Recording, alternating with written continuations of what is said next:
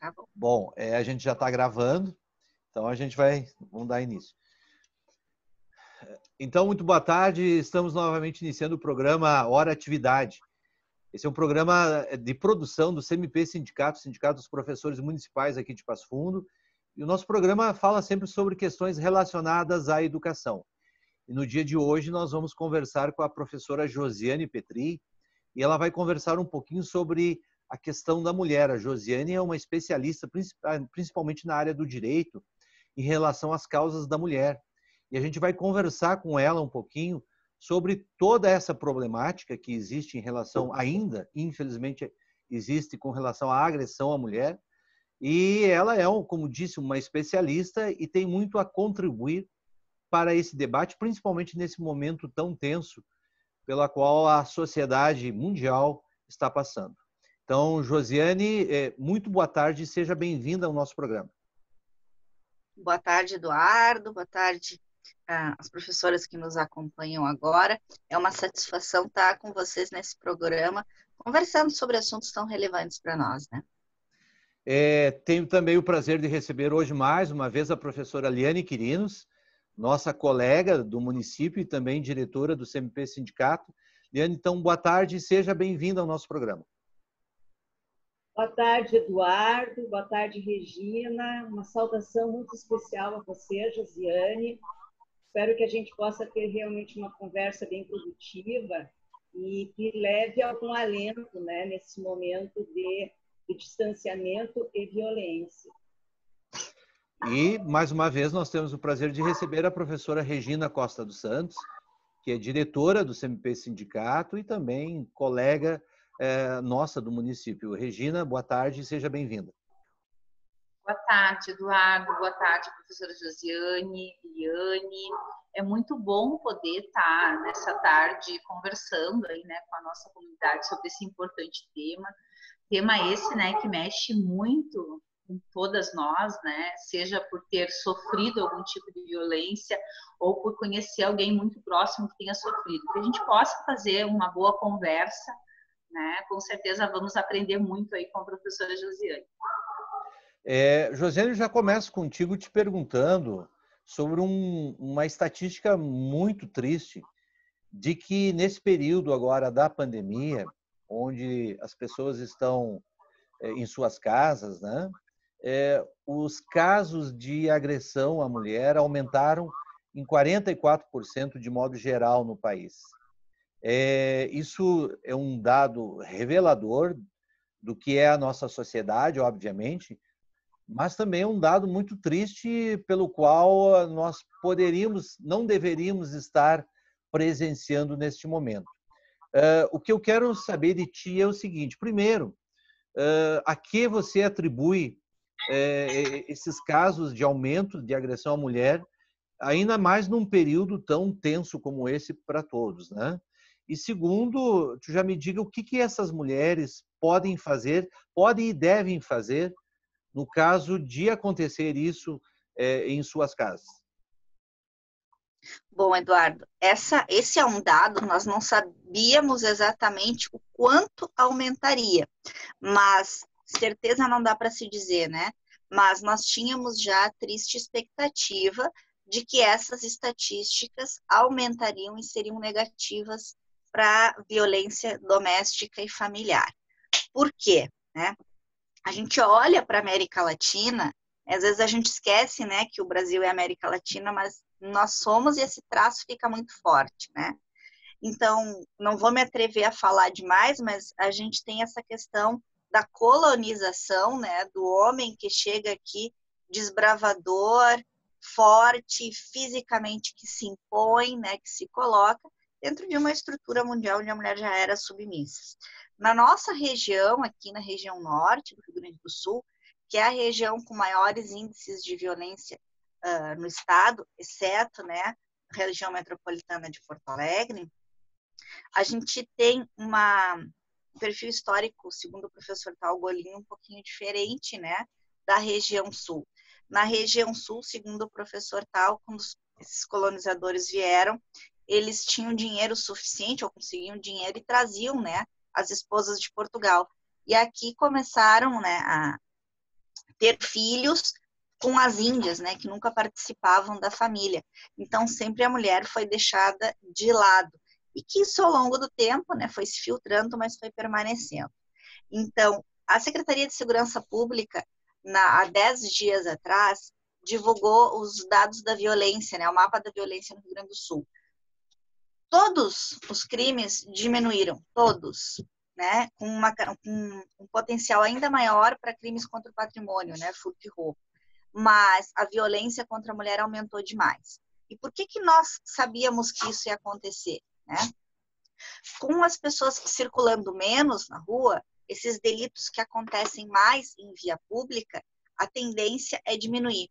E todos aqueles crimes que acontecem, né, no ambiente privado, a tendência é aumentar. Então, a América Latina registrou um aumento nos casos, né, de violência sexual contra crianças e adolescentes em ambiente familiar e um aumento dos casos de violência contra a mulher em ambiente doméstico e familiar.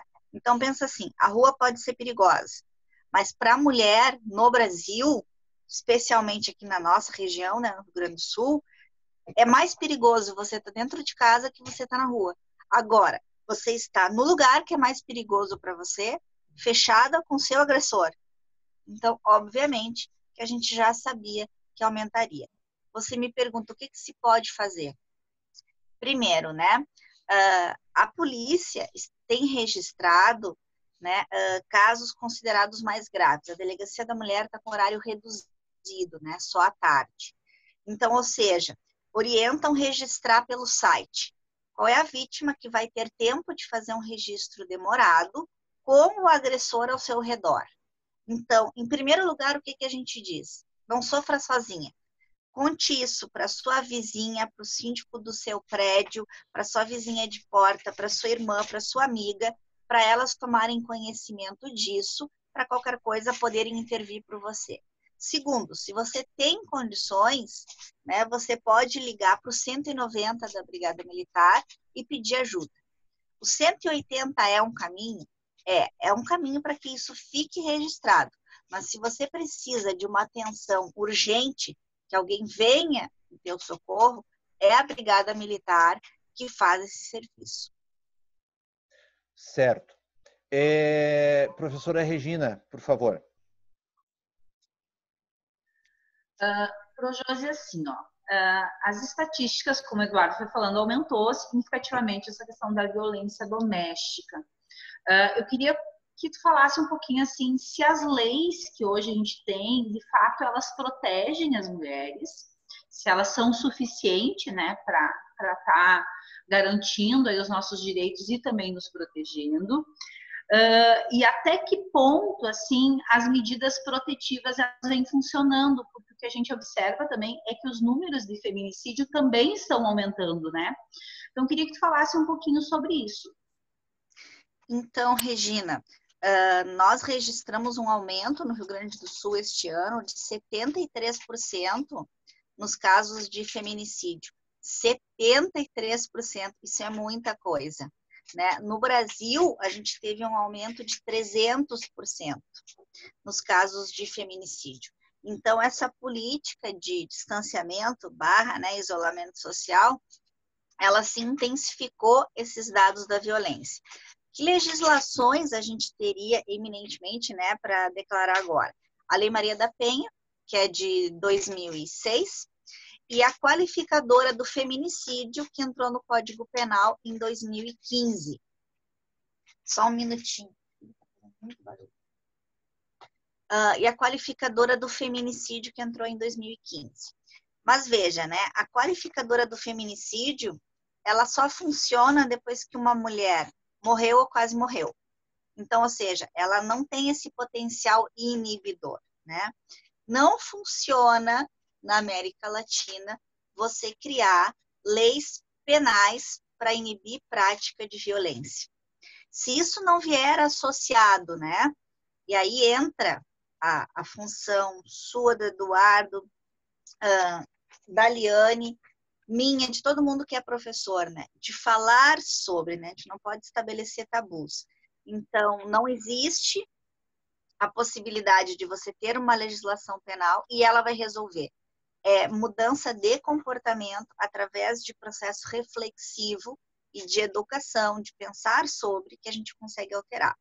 A Lei Maria da Penha, ela é de 2006, mas num encontro recente com a própria Maria da Penha na OAB em Porto Alegre, ela disse que o objetivo dela com a lei nunca foi simplesmente punir, todo mundo faz denúncia, porque ela falava muito da estratégia para denúncia, né?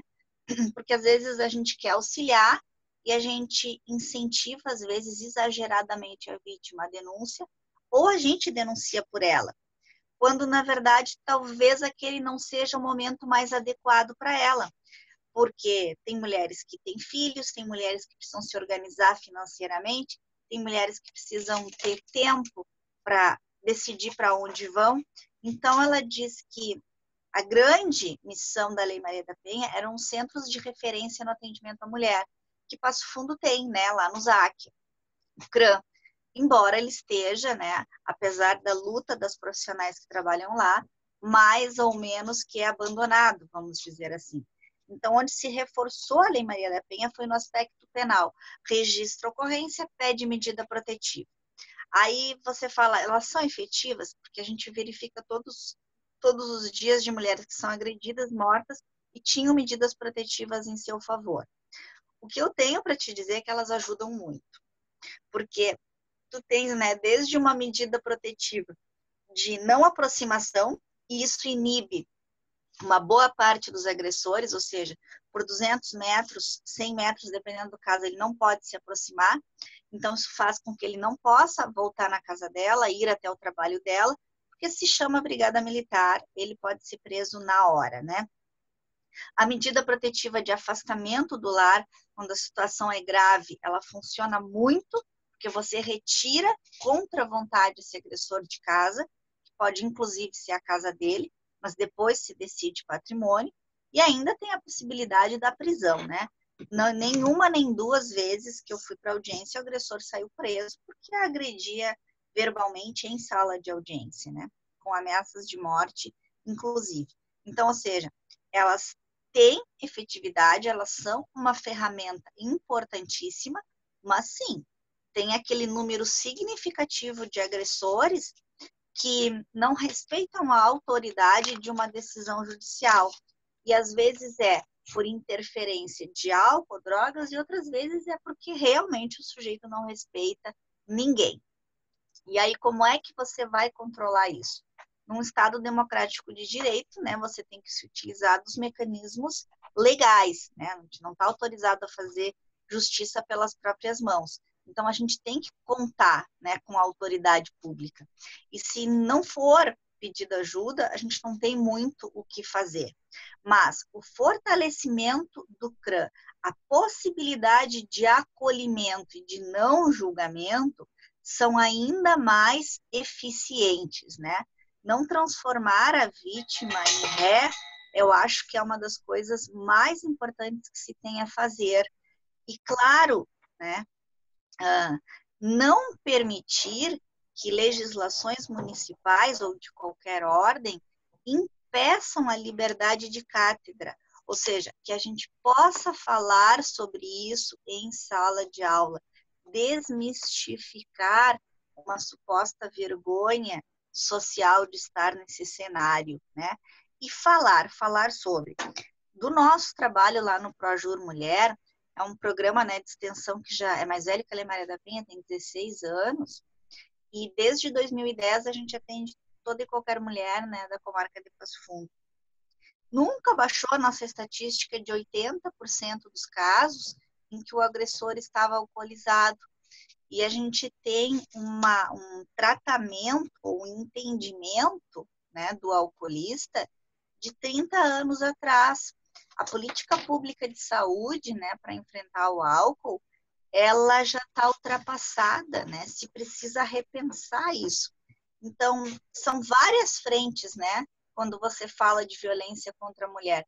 A legislação é importante, sim, se alguém cometeu um crime, ok, precisa ser punido, mas a gente precisa conseguir chegar antes, né? Antes do crime acontecer. Tá bom. Obrigado, Josi. Professora Liane, por favor.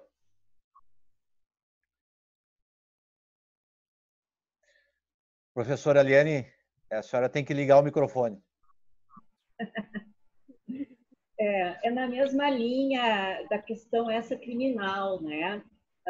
Eu acompanhei recentemente uma situação, eu vejo que a mulher agredida, ela logo recebe uma informação de que, enquadrando na Lei Maria da Penha, o seu caso passa a ter prioridade.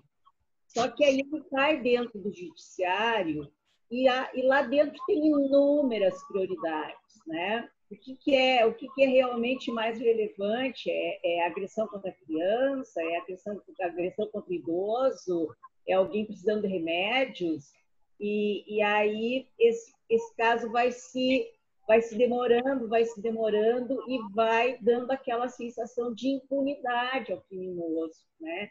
Então, tanto assim que essa pessoa que eu conheço que foi agredida, o seu agressor segue a sua vida normalmente, já está em outro relacionamento, está trabalhando, segue tudo pela morosidade dos trâmites judiciários e legais. Como é que se faz frente a esse tipo de situação? Então, vamos pensar assim, né? Existem comarcas e comarcas. Se eu faço um registro de ocorrência, eu moro em Casca, provavelmente, entre registrar a ocorrência, desenvolver o inquérito e julgar o processo, isso tudo vai acontecer em termos processuais de maneira muito rápida, né? Em meses, isso vai estar resolvido. Passo Fundo é uma comarca muito grande, né?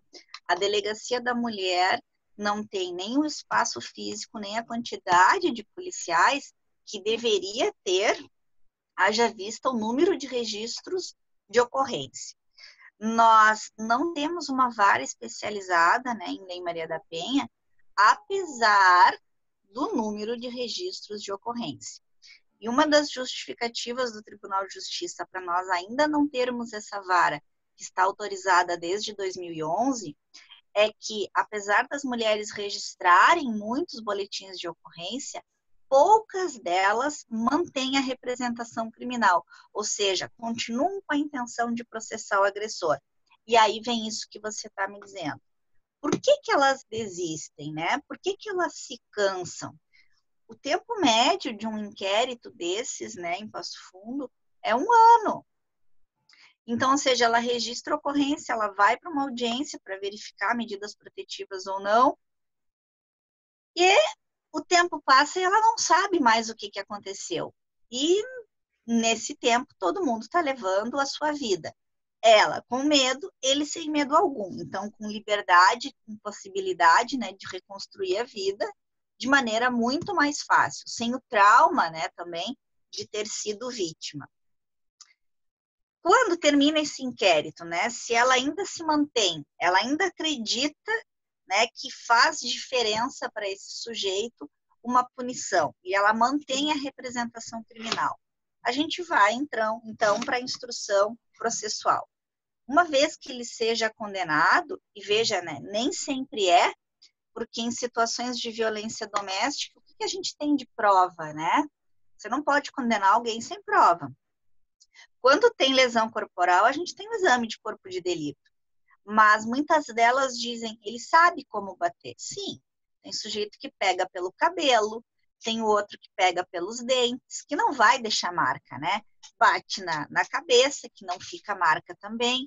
Ou seja, tem lá suas estratégias, né, de dar a volta na prova pericial. E testemunhas, quem é testemunha? Quando tem é filho. Né? E aí filho, por vezes, ou é muito pequeno, ou não quer se envolver, ou gosta de pai e mãe, enfim, é uma realidade complexa. Tá, mas vamos dizer que ele seja condenado, né? A grande maioria dos registros é por ameaça, constrangimento ilegal ou injúria, né? Que são essas ofensas, né, morais que a legislação considera, né? Todos 3 delitos de menor potencial ofensivo. em se tratando de violência contra a mulher, a gente não usa esse termo, mas são aqueles crimes que têm uma pena considerada baixa, né? Pelo potencial, hipoteticamente, né, lesivo, também baixo. Só que é muito diferente, né, Eliane, você ser ameaçada por alguém da rua. Vai acontecer isso uma vez, você muda de caminho, você não vai mais lá e segue a tua vida. Mas você ser ameaçada todos os dias por alguém que está dentro da tua casa, ou que já saiu, mas que te ameaça em relação aos teus filhos, é conviver com o medo, né? Estar preso na liberdade, ou seja, não estar livre, né? Então, o processo, né, de castração e de inibição de conduta associado a essas humilhações e ofensas, ele é muito destrutivo. Só que, do ponto de vista penal, são crimes de menor potencial ofensivo, porque não consideram a realidade da violência doméstica. Não consideram. E aí a gente tem o quê? Né? Um sujeito que é condenado e que aí ele tem uma pena máxima lá de 6 meses, 1 ano, digamos que ele seja condenado a 6, ele vai progredir em um sexto, e aí ele fica, né, sujeito ao sistema penal por 1 mês, 45 dias, que é muito baixa, e alguns juízes, né, suspendem a aplicação da pena em troca, né, de um período de prova. Então, ou seja, a sensação de impunidade, ela existe? Sim. Esse sujeito vai estar com o nome no rol dos culpados, já tem um antecedente criminal, pode vir a se tornar um reincidente? Sim. Mas em relação àquela vítima, é muito pouco. Porque quando a mulher registra que foi ameaçada, que levou um tapa, ou que foi humilhada, dificilmente ela faz isso na primeira vez que acontece. Então, quando ela olha aquela sentença de 30 dias que ele vai cumprir livre, ela não está pensando no dia que ele chamou ela de vagabunda, mas às vezes em meses, anos, né, que ela foi humilhada, maltratada, torturada psicologicamente. E aí aquilo parece um despropósito, né, um descalabro. Então, ou seja, a gente não pode lançar todas as expectativas da reconstrução da vida, né, de uma vítima de violência doméstica numa sentença penal condenatória, assim como isso não pode ser o único parâmetro para inibir violência, porque isso custa vidas, né? Você achar que vai inibir violência, diminuir violência com condenações, significa que você está admitindo que muitas mulheres vão ter que sofrer, morrer, para que outras sejam salvas. A gente tem que ter mecanismos de enfrentamento dessa violência pré-legislação penal e durante, porque não é assim, fez a denúncia e mudou a vida, né? Os problemas continuam e, às vezes, eles se acentuam, né, pela dificuldade econômica, pelo próprio medo, pelo descrédito, né, no poder judiciário. Então, ela talvez se sinta mais sozinha ainda e precisa de amparo nesse período, né, para também reduzir esse número, né, de reconciliações que não são reconciliações. Né? Tá bom. Antes de... Eu estou falando muito, vocês me cortem. Sim, Liane, pode falar. Eu queria ter a vez de novo. Oi? Eu quero ter a minha vez agora de novo. Sim, pode falar. Eu queria retomar um pouquinho só mais isso, Josi, só mais um pouquinho, sem querer ser chata, mas é que o que aconteceu? Essa pessoa que eu me refiro, ela foi agredida fisicamente, né? Ela passou por cirurgia, tamanha foi a agressão. Todos os custos foram desembolsados por ela mesma. Ela teve perdas salariais em função do afastamento do trabalho. Ela tem crise de pânico. Ela tem que fazer tratamentos terapêuticos, não se sabe por quanto tempo, por conta dela, né? Então, eu quis retomar porque tu mencionava com muita propriedade a questão da violência psicológica, ou da violência que não deixa marcas, mas nós temos um caso concreto de uma violência concreta, com fotografia, com perícia, tudo, e segue impune o agressor. Liane, esse caso que você menciona, infelizmente, ele não é exceção, né? Para tu teres uma ideia, assim, inúmeras pessoas já se prontificaram a fazer projetos de atendimento, de auxiliar, de parceria, e se assustam, né, com o número de audiências que a gente tem em Passo Fundo por semana. Desses casos, que não são menos graves, né, de ameaças, constrangimentos, ofensas, a gente tem uma média de 60 audiências por semana. Dessas situações, né, de lesão corporal para cima, violência sexual, feminicídio, tentativa de feminicídio, varia muito, mas a gente costuma ter de 3 até 12 por semana. Então, ou seja, são muitos os casos, né? Aí entra naquela questão que você diz, dentre tantas prioridades, qual é a maior prioridade nisso tudo, né? E a ausência, né, de uma vara de violência doméstica dificulta tudo. Por quê? Nós temos aqui um caso, uma cliente que acaba sendo tratada na vara criminal e na vara de família. Por vezes, essas decisões não se compatibilizam. Por exemplo, na vara de família, o sujeito comprova que, apesar de tudo, ele era um bom pai e o juiz quer que se aplique uma guarda compartilhada. Na vara criminal, a gente tem uma situação de violência grave contra essa mulher que impede que eles se comuniquem. Então, as coisas não podem acontecer, mas são juízes diferentes que não conhecem os mesmos padrões, as mesmas provas. Se nós tivéssemos a vara, né, de violência doméstica, dava para tratar dos alimentos, da guarda dos filhos e de todas essas questões, né, de lucros cessantes do que ela deixou de ganhar, aquilo que ela gastou com os procedimentos cirúrgicos e deve estar gastando, né, psicoterápicos, tudo no mesmo bolo, né, para ele ser condenado a pagar. E ela pode conseguir, né, mediante ação, né, de ordem civil, o pagamento desses valores? Sim, provavelmente vai conseguir. Mas isso garante que ela receba? Infelizmente não, né? Porque às vezes o sujeito, a gente não pode penhorar salário. Então, às vezes, esse sujeito não tem patrimônio. E veja, né? É um absurdo, mas às vezes o sujeito abre mão de um emprego com carteira anotada só para não ter o desconto em folha do pagamento da pensão ou de outras verbas que ele deve à família, né? Então, ele prefere se prejudicar para prejudicar a sua própria família também.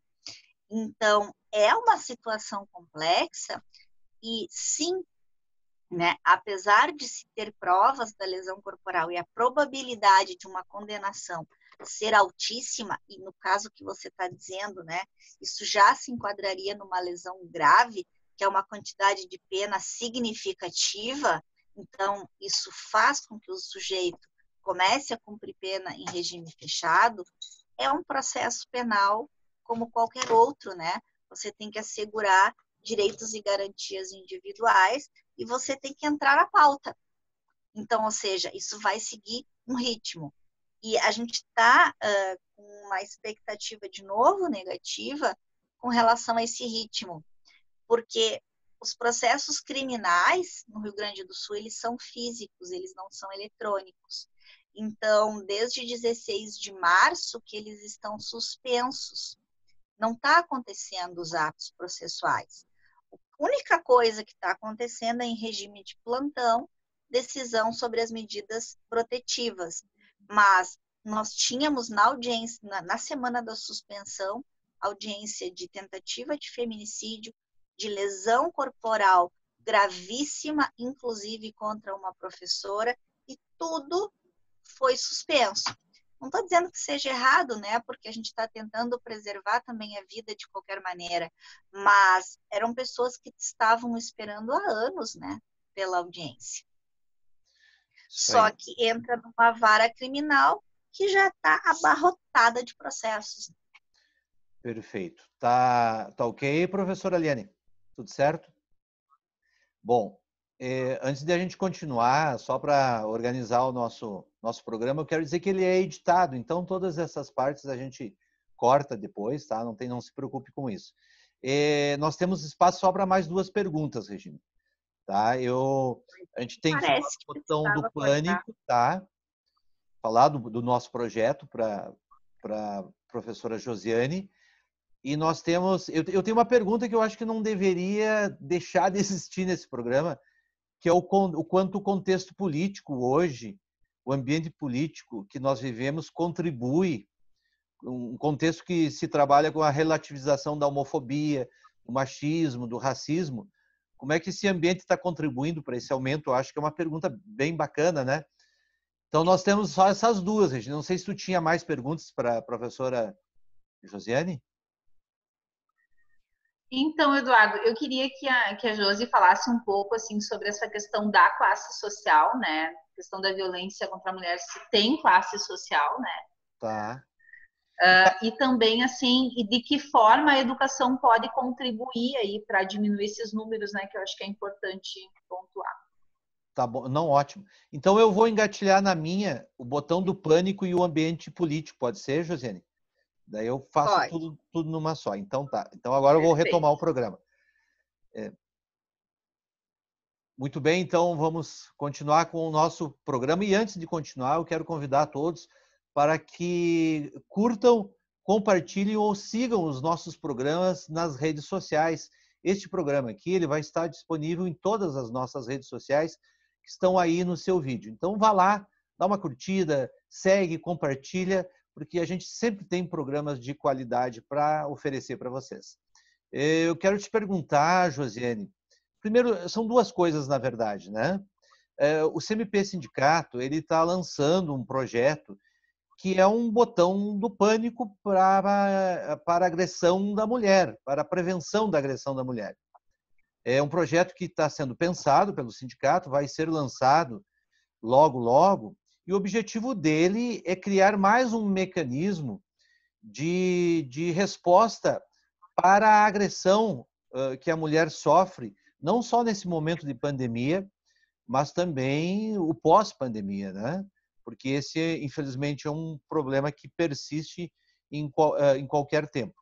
Então, eu gostaria de saber o que tu acha dessas iniciativas de criação desses mecanismos. Não é só o CMP Sindicato que vai ter esse mecanismo, outras entidades já têm. Então, eu quero saber um pouquinho da tua opinião sobre isso, tá? E eu quero que tu me fale um pouquinho também sobre uma outra questão que me parece hoje ela está muito aparente, né, na nossa sociedade. A gente ouve um discurso hoje de relativização do racismo, da homofobia, do machismo, sendo tratados como coisas, como se costuma dizer de uma forma até vulgar, como mimimi. E a gente sabe que não é isso. Então, eu queria saber o quanto que o ambiente político que vive o Brasil hoje, ele contribui para o aumento das agressões da mulher. Então, vou começar pelo fim, tá? Pela última pergunta. Tem uma teórica, a Judith Butler, né, que quando veio ao Brasil da última vez, sofreu reações, né, desmedidas, que expressa realmente isso que você está me questionando, né? Ela, quando veio ao Brasil, foi taxada como feminista, como representante do movimento LGBTQI+, e como alguém que precisava ser excluído, rejeitado, reprovado. E ela fala justamente da cultura no centro, né, de todos os problemas que a gente tem, e o grande potencial mobilizador da educação dentro dessa cultura. Então, o momento, né, do Brasil, especialmente, ele é político, social, cultural problemático, né? É um momento de corte, né? Você não pode falar sobre determinadas coisas, de interferência, de que você deve fazer de determinado jeito. E esses marcadores sociais da diferença, né?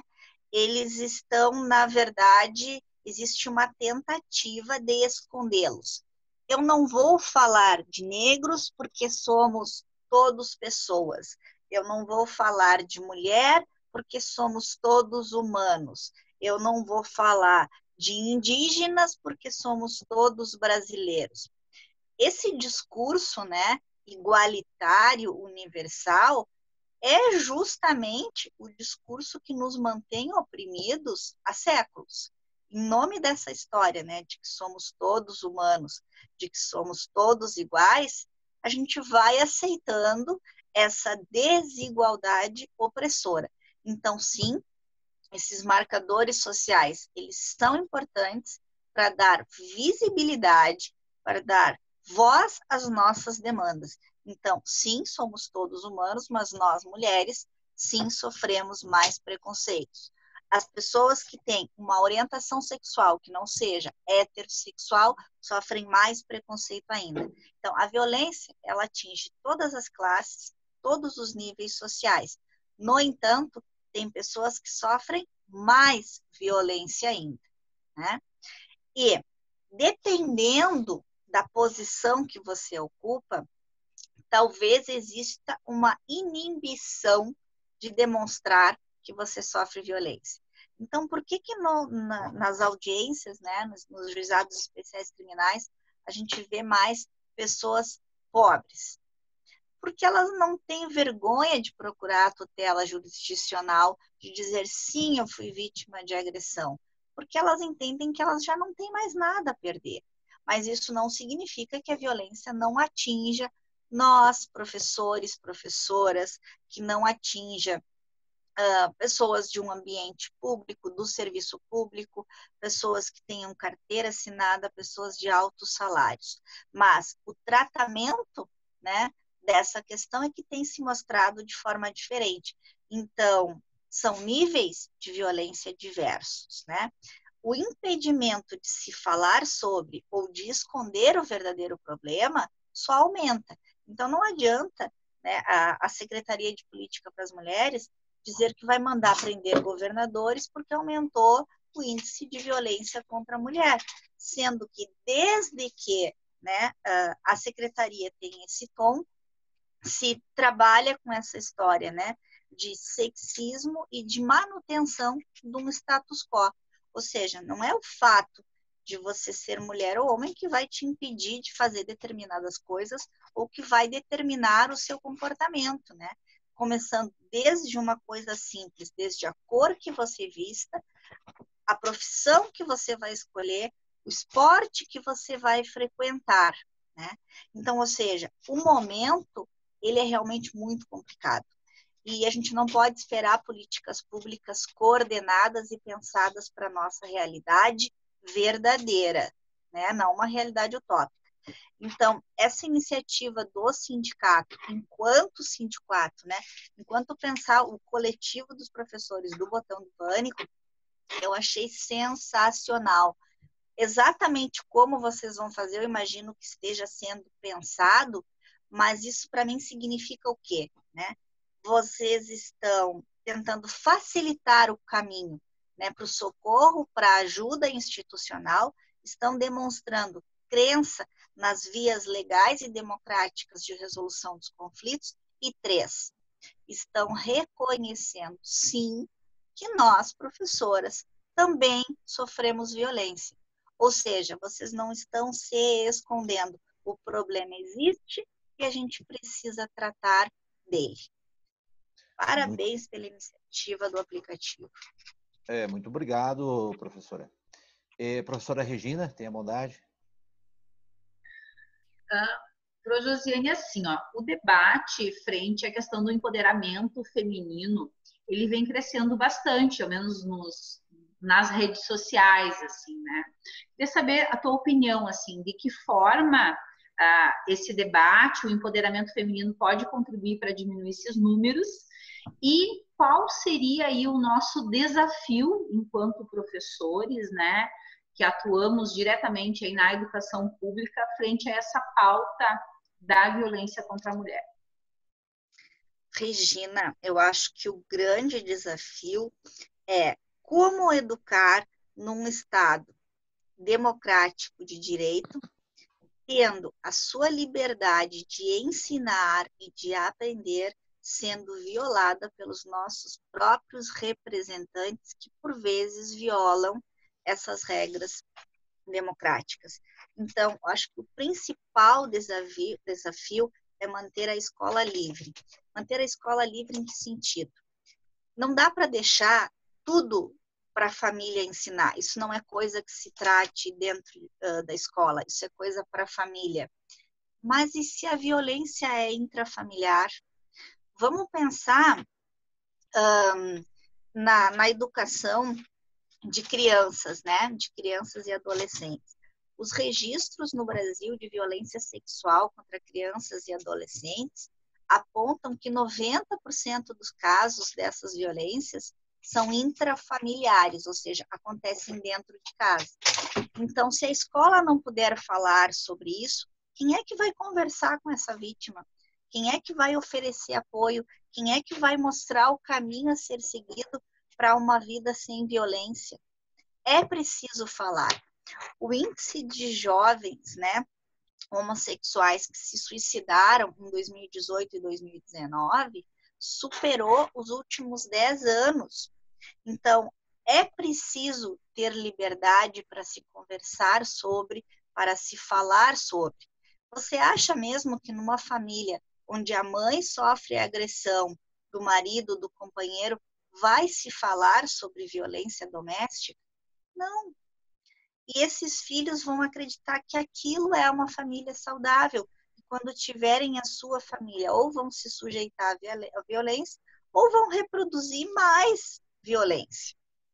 Então, ou seja, a educação a educação, sobretudo a educação pública, tem um desafio gigantesco, né? Porque tem que lidar com a escassez de recurso, tem que lidar com as jornadas, né, intercaladas, porque o salário dos professores vem sendo achatado há muitos anos e não tem dinheiro, né? Mas aí você olha outras áreas da segurança pública que não oferece segurança com salários multiplicados e os professores não. E a gente começa a ver que tudo é uma questão de poder, né? De poder distribuído desigualmente, porque talvez seja interessante mesmo, né? Que a gente não aprenda ou que a gente não tenha professores com fôlego, né? E com acesso à qualificação em uma escola aparelhada. Mas, enfim, esse empoderamento feminino, né? A gente tem que olhar do seguinte prisma, né? Ninguém leva poder para outro, né? Poder não se vende, não se doa, não se compartilha. O poder se adquire, né? E como é que se adquire? Primeira coisa, né? Através da informação. E essa informação não é lavagem cerebral, né? É informar. A maneira como a pessoa vai captar essa informação é outra coisa. E claro que isso vai passar pelo filtro, né, da conjuntura político-social, da cultura, da maneira como a família dela pensa, onde ela é educada. Mas, primeiro, né, informação, conhecimento viabiliza a reflexão. E onde você tem dúvida, você aprende, né? E a partir daí a gente tem transformação. Não é impossível, eu sempre cito o exemplo do meio ambiente, né? A lei dos crimes ambientais é de 98. De 98 para cá, como mudou o nosso comportamento ambiental? As crianças têm uma percepção ambiental que parece natural, porque já nasceram, né, nesse ambiente em que a gente pensa essas questões. Correndo o risco de um retrocesso grave agora, né? Mas quem que há 20 anos atrás, 30 anos atrás, separava o lixo? E hoje não é uma coisa quase que natural em nós. É normal, é comum, a gente faz isso, não se sente até culpado. Então, ou seja, a transformação social, ela é possível. Só que a gente tem que ter espaços de reflexão, né? E a casa, o lar no Brasil, ele não tem demonstrado essa liberdade de reflexão. Então, a escola acaba sendo, né, a instância de aprendizado e de análise crítica de tudo que se passa. Muito bem. Nós já estamos nos encaminhando para o final do nosso programa, né? Nós vamos fazer agora as nossas considerações finais. Eu gostaria de começar pela professora Liane. Tenha bondade, professora Liane. Eu quero agradecer essa oportunidade fantástica de ouvir a Josiane. A Josiane é dessas pessoas que a gente pensa assim, eu queria ser aluna dela, ia estar na aula dela, ia ficar todo turno, né? Só aprendendo. Vamos ter que pensar algumas coisas, né, Josiane? Você levantou uma porção de coisas.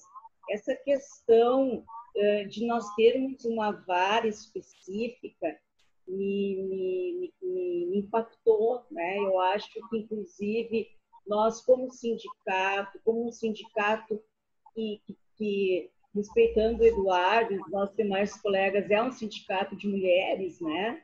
E há outros tantos, né? Nós temos agora outras mulheres protagonistas, as enfermeiras, as médicas, né? Todo esse pessoal da saúde fazendo um trabalho incrível, né? Então, assumir, né? Dentro de uma ação comunitária, dentro de uma ação da coletividade, que se estabeleça, né? Se isso, inclusive, já está aprovado, né? De que venha a existir essa vara específica, e nós sendo uma região que tem, de fato, essa demanda, né? Eu concluiria, assim, esse nosso encontro deixando essa semente, assim, para que se pense nisso, que se tome medidas, né, de ação coletiva para que isso venha acontecer. E agradeço muito de ter estado aqui. Tá bom. Obrigado, professora. Professora Regina. Gratidão aí pela oportunidade, né, da gente poder estar conversando sobre esse assunto. Josi, assim, ó, a minha admiração. A gente precisa de muitas mulheres, assim como você, atuando nesses espaços, levando informação e nos defendendo, né? Acho que é fundamental. Um desafio aí para a nossa comunidade, né, que eu gostaria de deixar, Eduardo, é que a gente não deixe nenhuma mulher sozinha, né, nessa pandemia. Que quanto mais próximas estivermos, mais protegidas estaremos, né? Então, que a gente ligue para as nossas amigas, que a gente pergunte como elas estão, que a gente esteja perto das nossas familiares. A violência, ela não, às vezes, ela vem da onde a gente menos espera, né?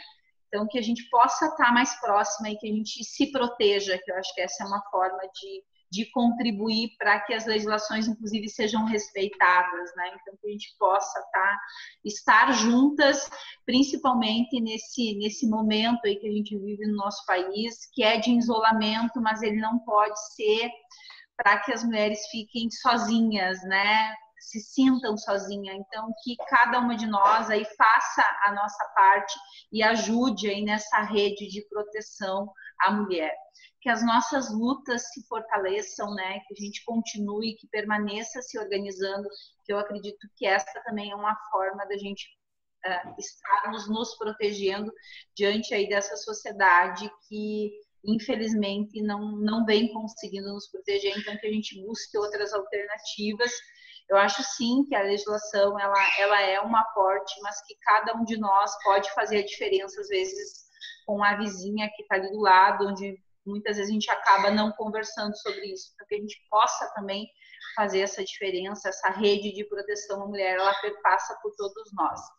Gratidão, Josi, assim, ó, que a gente possa fortalecer os nossos laços, que a rede municipal de ensino possa ser parceira, né, nessa rede de proteção, nossos professores sendo protagonistas em nossas salas de aula, levando informação, né, acolhendo as nossas alunas, as suas famílias, eu acho que é bem importante. E, Eduardo, que a gente tenha outras manhãs de debate sobre esse tema. Eu acho que é um tema que tem muita coisa para a gente conversar sobre isso. Fica o desejo aí de continuar refletindo sobre isso e que o sindicato também possa ser parceiro nesse processo e vem sendo, né? Parabéns aí por essa iniciativa, né, de ter ali no aplicativo esse suporte também para a mulher, que a gente possa avançar cada vez mais enquanto sociedade aí protegendo as nossas mulheres. Um beijão. Obrigado, Regina. Professora Josiane, muito obrigado, então, pela sua presença. Obrigada, Eduardo e meninas, pelo convite, né? É uma excelente oportunidade poder conversar com vocês. Eu também sou professora, minha mãe, né, é professora aposentada. Minha filha quer ser professora. Então, a gente acredita ainda, né? A gente acredita, mas a gente não basta acreditar, né? Tem que fazer. Então, parabéns pela ideia do Botão do Pânico, por pensar, né, na realidade do sindicato, que é maciçamente de mulheres, e por tentarmos, né, juntos fazer a diferença e fazer a transformação, né, fazer parte, né, da transformação. A realidade, por vezes, nos desanima, mas os problemas também podem ser fontes de oportunidades, né? Olha a brilhante ideia aí desse aplicativo que vocês estão implementando, né? Então, é nas crises também que a gente tem oportunidade de crescer e estamos juntos, né? Eu acho que vivemos no mesmo espaço, temos pensamentos muito parecidos, acreditamos na educação, então, juntos podemos mais. Estou à disposição do sindicato e foi uma alegria e realmente um prazer poder conversar com a Liane, com a Regina e com você aqui nesta manhã, né? Vida longa ao sindicato e que vocês consigam realmente trabalhar coletivamente. Josi, nós agradecemos imensamente, né, a tua atenção, a tua disposição. Quero dizer, assim, eu corroboro as palavras da Regina e da Liane, é uma satisfação te ouvir, dá, de fato, vontade de ser teu aluno, pela maneira clara e precisa que tu traz toda essa problemática, que é algo sério, que infelizmente o nosso país vive, mas que, com certeza, com iniciativas como essa do sindicato, com o trabalho de mulheres fantásticas que nós temos no sindicato, a gente vai superar isso, espero que o mais rápido possível. Então, mais uma vez, um agradecimento, gratidão a você, gratidão à Regina, à Liane, e agradecemos também a atenção de você que está nos assistindo. E a gente quer reforçar que você pode curtir, compartilhar e seguir os nossos programas em todas as nossas redes sociais que estão aí na sua tela. Então, uma boa tarde a todos e uma boa semana também para todos nós. Deu. Depois ela faz os cortezinhos assim, Josi, ó, fantástico. Muito bom. Assim, ó, não... Ai, que bom que vocês gostaram. Acho que é um dos programas mais longos que a gente vai fazer, vai ser esse, sabe? E assim, prazeroso, né? É uma aula que a gente ouviu, assim, fantástica. Obrigadão, assim, por você ter nos ajudado. E a gente deixa o sindicato à tua disposição, tá? Né? Vocês vão me dar um retorno sobre o aplicativo? Sim, não, vamos te deixar bem. Daqui, vamos ampliar essa nossa relação agora, tá? A gente vai te mandar o programa formatado direitinho. Quando agora tiver o lançamento do aplicativo, se a gente tiver a oportunidade... Oi, Eliane. É parceria, agora ela se prepare para alugação. Sim. Liane, Eduardo, Regina, agora à medida que as atividades forem voltando ao normal, a gente pode estabelecer uma parceria formal, né, de mútua ajuda entre o Projur e o CPM, que eu acho que vai ser bem importante para a gente pensar várias coisas, porque vocês acabam atingindo aquela população identificada como vulnerável, né? Exatamente. E vocês têm um acesso muito bom. E até nesse sentido, né, Josi, Eduardo e Regina, aquela história do santo de casa, né? Então, se vem uma pessoa, né, da entidade para falar, corrobora aquilo que a gente está fazendo dentro da sala de aula, né? E dá aquele caráter mais especial, né? Mais importante, né? Para aquele trabalho que já se está fazendo. Então, acho que, de fato, fazer uma parceria formal, né? E como tu disse, nós estamos nos campos da cidade, então nós estamos muito perto do pessoal que é vulnerável mesmo. Eu acho que essa questão da formação, né, Eliane, é algo muito importante, né, tanto para os docentes, como daqui a pouco a gente pensar de chegar ao alcance das comunidades. A gente pode ser parceiros nesse processo, né? Aquela questão de fazer um levantamento de dados, assim, da realidade, né, da professora quanto à questão da violência, eu acho que também é fundamental, assim. Acho que tu pode ir nos auxiliando e também nos desafiando, Josi, quanto a esta pauta, tá? Porque acaba que muitas vezes o foco do sindicato é a defesa do direito mais ligado à questão profissional e às vezes a gente precisa desse desafio também de fora de nos dar algumas cutucadas, né? Quanto a essas outras pautas que são tão quanto fundamental com o que a gente vem defendendo, né? Então, que tu possa também nos auxiliar, também nos desafiando, né?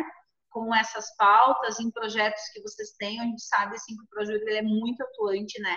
Então, que a gente também se coloca, né, à disposição no que você achar que a gente pode estar auxiliando aí no que vocês já vêm encaminhando, né? Enquanto projeto. Nossa, agora as ideias estão fervilhando aqui. Eu vou conversar com a minha parceira, né, de Projur, que é a professora Karen, para a gente pensar num formulário, de repente, para enviar por e-mail, né, para as professoras, para a gente conseguir mapear essa violência.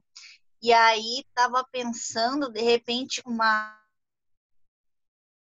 coisa assim, o Projur vai à escola, né, através de vocês, que vocês pudessem abrir o caminho para as nossas alunas conversarem com as alunas e os alunos, né, da rede municipal, e aí vocês nos darem um cronograma aí, pensar umas escolas que vocês acham importante levantar esse debate, mas vamos afinando a conversa, aproveitar, né, que amanhã foi boa, para a gente ver quais são as demandas de vocês, porque às vezes a gente tem ideias que talvez não estejam em sintonia com o que vocês desejam, mas vamos pensar nessa troca, né, de experiência, como um pode contribuir com o outro.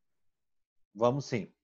Então, gente, ó, nós mantemos o contato, tá, Josi? Não só te dar o retorno do programa, mas também ampliar a nossa agenda. Então, meninas, assim, brigadão. Eu vou desligar o aplicativo para começar a gravar. Então, mais uma vez, agradeço a todas e um bom dia aí para todo mundo aí de bom dia. Tá bom? Tchau, tchau. Tchau. Tchau.